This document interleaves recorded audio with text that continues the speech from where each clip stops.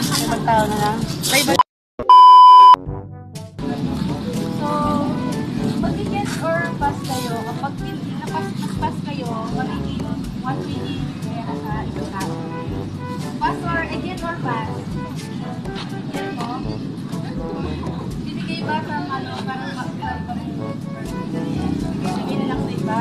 Bigay na lang daw sa iba yung yung sila di best na magiging bali magiging 1, so yes. Thank you! So, ato tam kay COVID-19, kay kulot ni PDD, kay Magalong.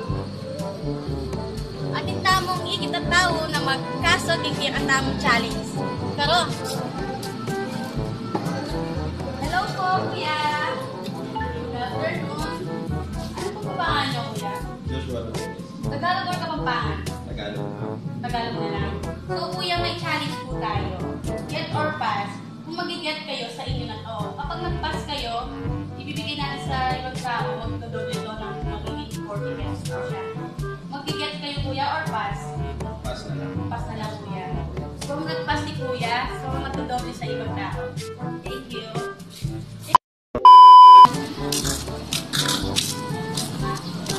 Okay lang kung nag-pass. Bakit, kuya? Ako gaano ka, kuya? Challenge lang naman to. Get or pass lang naman. Okay lang ba?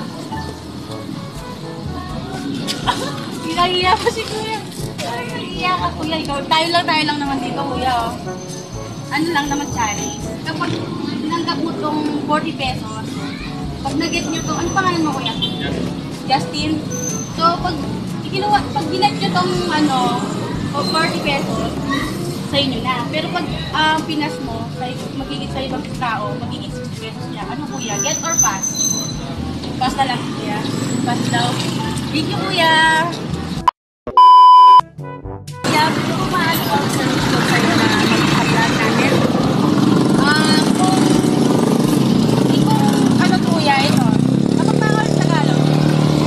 Kapagpangan siya. Ano pangalan mo, kuya? Romar. So, kuya, kapag ginet mo doon, magiging sa'yo to. Kapag pinas mo, magiging 80 pesos sa ibang tao. Ano, kuya? Get or pass? Pass na lang daw. Thank you! Challenge kasi natin. Hindi ko permit ko. Challenge lang naman, kuya, na get or pass. Ano pangalan mo, kuya? Ano pangalan mo? At yung tatay ni Magalang, nang Tagalog ko na Kapampangan ko. Ha? Kapampangan. At yung challenge tamo mo, kuya.